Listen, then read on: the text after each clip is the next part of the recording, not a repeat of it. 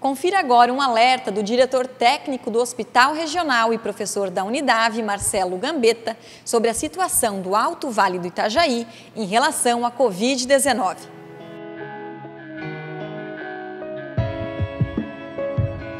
A situação atual é uma situação crítica.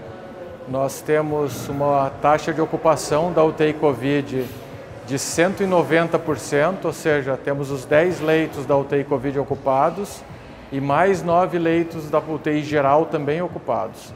Situação preocupante, crítica, com um aumento do número constante dos casos.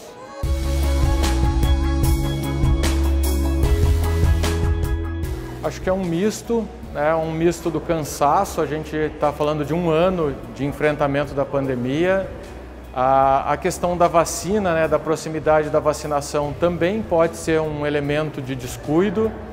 E não há dúvida que essa nova variante, a chamada P1 ou variante de Manaus, ela tem colaborado com uma rápida transmissão. Ela é uma variante mais agressiva no sentido de transmissibilidade.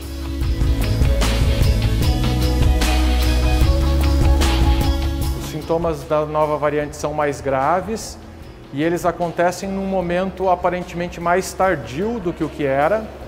Nós tínhamos pacientes que depois do 10º dia, se estivessem bem, dificilmente iriam piorar.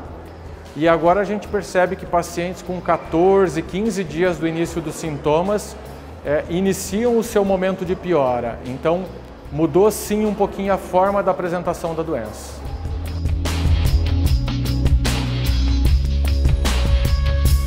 Tem sido pesado porque é um trabalho árduo de pacientes graves que necessitam muito da nossa assistência, tanto dos médicos, enfermagem, fisioterapia, enfim, de todas as pessoas envolvidas.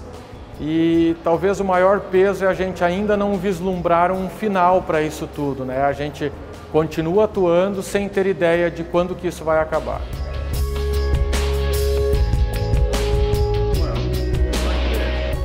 O momento é de reforço das medidas, das medidas que a gente tanto vem falando desde o início da pandemia.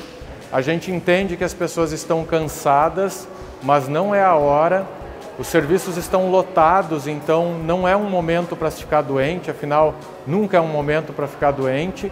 Então, mantenham o distanciamento, respeitem essa questão de pelo menos 1,5 metro entre uma pessoa e outra.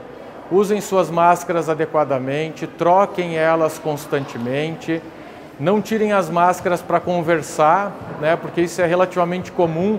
A gente vê pessoas que usam máscara quase o tempo todo, mas tiram para conversar. E a higienização das mãos o máximo que puder, Sempre que possível, higienizem as mãos, porque isso sim é uma medida comprovadamente eficaz no combate ao coronavírus.